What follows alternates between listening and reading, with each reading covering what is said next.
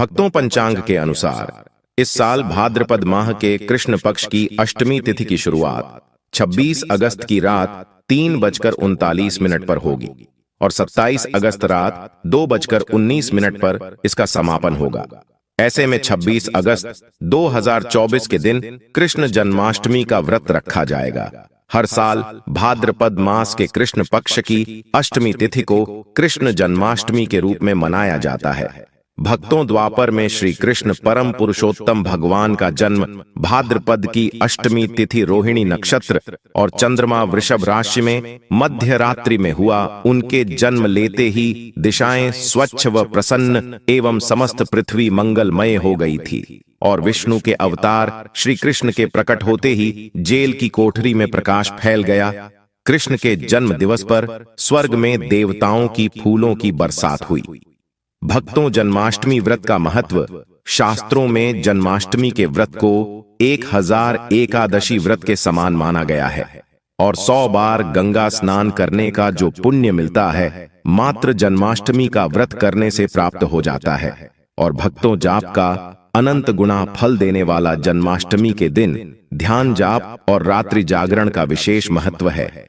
इसलिए जन्माष्टमी की रात में जागरण करके भगवान के भजन कीर्तन अवश्य करना चाहिए। मित्रों, भविष्य पुराण में इस व्रत के संदर्भ में उल्लेख है कि जिस घर में यह कृष्ण जन्माष्टमी का व्रत किया जाता है वहां अकाल मृत्यु, गर्भपात, किसी भी मां के बच्चे गर्भ में नहीं मरते, गर्भ ठहरता है, वैधव्य, दुर्भाग्य तथा कलह नहीं होती। जो एक बार भी इस व्रत को करता है उसे श्री कृष्ण का आशीर्वाद प्राप्त होता है। वह प्राणी संसार के सभी सुखों को भोग कर विष्णु लोक में निवास करता है। भक्तों, अब बात कर लेते हैं जन्माष्टमी पूजन विधि की। हिंदू धर्म में भगवान श्री कृष्ण की पूजा सभी संकटों से निकालकर सुख, समृद्धि और सौभाग्य का वरदान देने वाली मानी गई है। जन्माष्टमी के दिन प्रातः जल्दी उठकर स्नान आदि से निवृत्त होकर स्वच्छ वस्त्र धारण करें। इसके बाद पूर्व या उत्तर की ओर मुख करके व्रत का संकल्प लें। अगर नॉर्थ ईस्ट में भगवान कृष्ण को लगाया जाए तो आप अपने जीवन में धर्म युद्ध में खड़े हैं, कर्म क्षेत्र में खड़े हैं, तो वहां आपकी जीत सुनिश्चित है और आपकी जितनी भी परेशानियां हैं उन्हें कन्हैया दूर कर देते हैं। माता देवकी और भगवान श्री कृष्ण की मूर्ति या चित्र पालने में स्थापित करें। और भक्तों, पूजन में देवकी वासुदेव, बलदेव, नंद, यशोदा आदि देवताओं के नाम जपे। रात्रि में 12 बजे के बाद श्री कृष्ण का जन्मोत्सव मनाए। भक्तों, जन्माष्टमी पर कृष्ण कन्हैया को पीले चंदन या फिर केसर का तिलक जरूर लगाएं। साथ ही साथ उन्हें मोर का मुकुट और बांसुरी जरूर अर्पित करें। लड्डू गोपाल को पंचामृत से अभिषेक कराकर भगवान को नए वस्त्र अर्पित करें एवं झूला झुलाएं और तुलसी डालकर माखन मिश्री व धनिये की पंजीरी का भोग लगाएं। तत्पश्चात आरती करके प्रसाद को वितरित करें। भक्तों, कृष्ण जन्माष्टमी कब है? पंचांग के अनुसार इस साल भाद्रपद माह के कृष्ण पक्ष की अष्टमी तिथि की शुरुआत 26 अगस्त की रात 3:39 पर होगी और 27 अगस्त रात 2:19 पर इसका समापन होगा। ऐसे में 26 अगस्त 2024 के दिन कृष्ण जन्माष्टमी का व्रत रखा जाएगा। कृष्ण जन्माष्टमी की पूजा मध्य रात्रि की जाती है, इसलिए इस साल भगवान श्री कृष्ण का जन्मोत्सव 26 अगस्त 2024 सोमवार को मनाया जाएगा। भक्तों, चलिए जानते हैं जन्माष्टमी पर श्री कृष्ण की जन्म कथा। मित्रों, जन्माष्टमी की यह कथा चुपके से भी सुनने से समस्त तकलीफें, बीमारियां सब समाप्त हो जाती हैं और पितृदोष, मंगल दोष, काल सर्प दोष, शनि दोष तुरंत ठीक हो जाते हैं। और भक्तों, इस कथा को बीच में नहीं छोड़ी जाती, इसीलिए इस कथा को बीच में न छोड़ें, पूरी अवश्य सुनें। भक्तों, पौराणिक कथाओं के अनुसार भाद्रपद माह कृष्ण पक्ष की अष्टमी तिथि को भगवान कृष्ण ने माता देवकी की 8वीं संतान के रूप में जन्म लिया था और कृष्ण जी का जन्म मथुरा में कंस के कारागार में हुआ था। तब माता देवकी राजा कंस की बहन थी। कंस को सत्ता का लालच था। उसने अपने पिता राजा उग्रसेन की राजगद्दी छीनकर उन्हें जेल में बंद कर दिया था और स्वयं को मथुरा का राजा घोषित कर दिया था। राजा कंस अपनी बहन देवकी से बहुत प्रेम करते थे। उन्होंने अपनी बहन का विवाह वासुदेव से कराया था, लेकिन जब वह मां देवकी को विदा कर रहा था तभी एक आकाशवाणी हुई कि देवकी का 8वां पुत्र कंस की मौत का कारण बनेगा। यह सुनकर कंस डर गया। उसने तुरंत अपनी बहन और उनके पति वासुदेव को जेल में बंद कर दिया और उनके आसपास सैनिक और पहरेदारी लगा दी। कंस अपनी मौत के डर से देवकी और वासुदेव के 7 संतानों को मार चुका था। कृष्ण जी का जन्म इसके बाद भाद्रपद माह कृष्ण पक्ष की अष्टमी तिथि को रोहिणी नक्षत्र अंधेरी रात में भगवान कृष्ण ने देवकी की 8वीं संतान के रूप में जन्म लिया। श्री कृष्ण के जन्म लेते ही कोठरी प्रकाश में हो गई और आकाशवाणी हुई कि विष्णु जी ने कृष्ण जी के अवतार में देवकी के यहां जन्म लिया है। उन्हें गोकुल में बाबा नंद के पास छोड़ आए और उनके घर एक कन्या जन्मी है, उसे मथुरा लाकर कंस को सौंप दे। आकाशवाणी सुनते ही वासुदेव के हाथों की बेड़ियां खुल गई। सभी पहरेदार सोने लगे। कान्हा को एक टोकरी में बाल गोपाल को रखकर सिर पर रख लिया और गोकुल की ओर चल पड़े। कान्हा को गोकुल धाम ले जाने में वासुदेव को कई मुसीबतों का सामना करना पड़ा। यमुना नदी कृष्ण जी के चरणों को स्पर्श करने के लिए उफान पर आ गए, लेकिन चरण स्पर्श के बाद वो फिर से शांत पड़ गए और बाल गोपाल को बाबा नंद के पास छोड़ आए और गोकुल से कन्या को लेकर वापस लौट आए और जेल अपने आप बंद हो गया और उनके हाथों में हथकड़ी लग गई। तब भक्तों कन्या के रोने की आवाज सुनते ही सभी पहरेदार उठकर कंस को बताया। तब कंस बंदी गृह आया। वो कन्या को देवकी और वासुदेव की 8वीं कन्या समझ उसे मारने चला, लेकिन वो आकाश में उड़ गई और फिर से आकाशवाणी हुई कि कंस को मारने वाला अब इस दुनिया में पैदा हो चुका है। बाबा नंद और उनकी पत्नी मां यशोदा ने कृष्ण जी का पालन पोषण किया। राजा कंस ने कृष्ण जी का पता लगाकर उन्हें मारने की खूब कोशिश की, लेकिन कंस की सारी कोशिशें विफल हुईं और कृष्ण जी को कोई मार नहीं सका।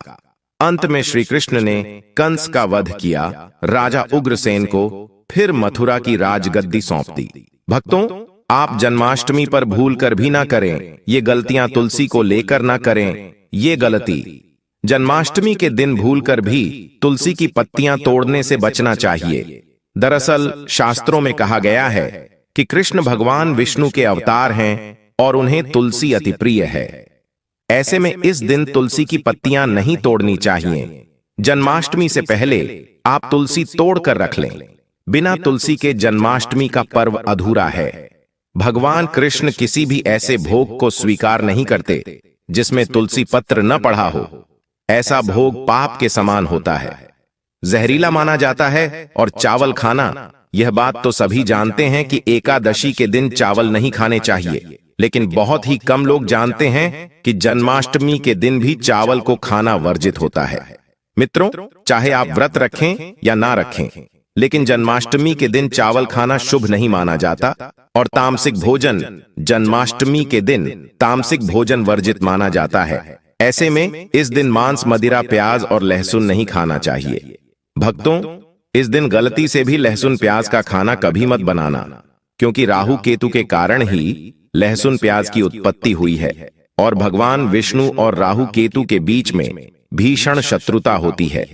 भगवान कृष्ण के लिए सभी भक्त एक समान होते हैं। ऐसे में इस दिन किसी भी व्यक्ति का अनादर करने से बचना चाहिए। एक बार भगवान कृष्ण के भक्त ने एक व्यक्ति का अपमान कर दिया था। उसी क्षण भगवान कृष्ण ने अपने भक्त को श्राप दिया था। इसीलिए किसी का भी अपमान न करें। और भक्तों, कृष्ण जन्माष्टमी पर भूल से भी गाय को सताना नहीं चाहिए। गाय भगवान कृष्ण को बहुत ही प्रिय है, क्योंकि कृष्ण अवतार में उनका पालन पोषण एक ग्वाले के घर में हुआ था।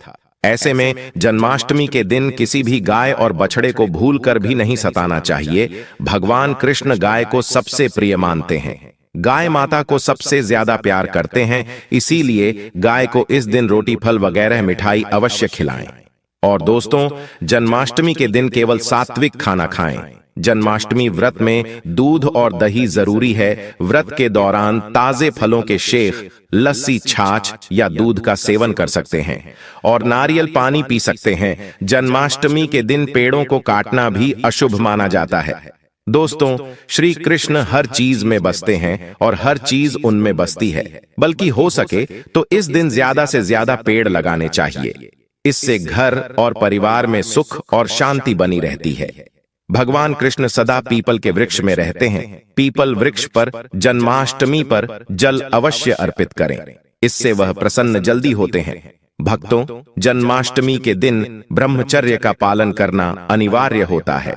इस दिन पूरे पवित्र मन से भगवान की पूजा करनी चाहिए। कम से कम इस दिन पत्नी से दूर रहना चाहिए।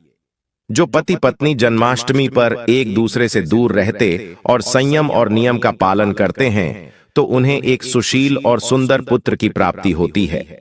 और ऐसे बालक का मुख भगवान कृष्ण की तरह होता है और शरीर भगवान कृष्ण की तरह कोमल होता है। भक्तों, जो लोग इस दिन व्रत रखते हैं तो उन्हें रात में 12 बजे से पहले अपना व्रत नहीं खोलना चाहिए। उससे पहले व्रत खोलने से पूजा का फल नहीं मिलता है और व्रत भी अधूरा माना जाता है। भक्तों, आप जन्माष्टमी पर करें इन मंत्रों का जाप। भगवान कृष्ण की कृपा से आपकी समस्त गरीबी दूर हो जाएगी। आप धनवान हो जाएंगे, मालामाल हो जाएंगे। आपके घर में राधा रानी की कृपा बरसेगी और माता लक्ष्मी की कृपा बरसेगी। मित्रों, श्री कृष्ण मंत्र क्रीम कृष्णाय नमः भगवान श्री कृष्ण के इस मंत्र का जाप करने से धन धान्य की प्राप्ति होती है। ऐसे में जन्माष्टमी के विशेष अवसर पर इस मंत्र का जाप करने से साधक को शुभ फलों की प्राप्ति होती है।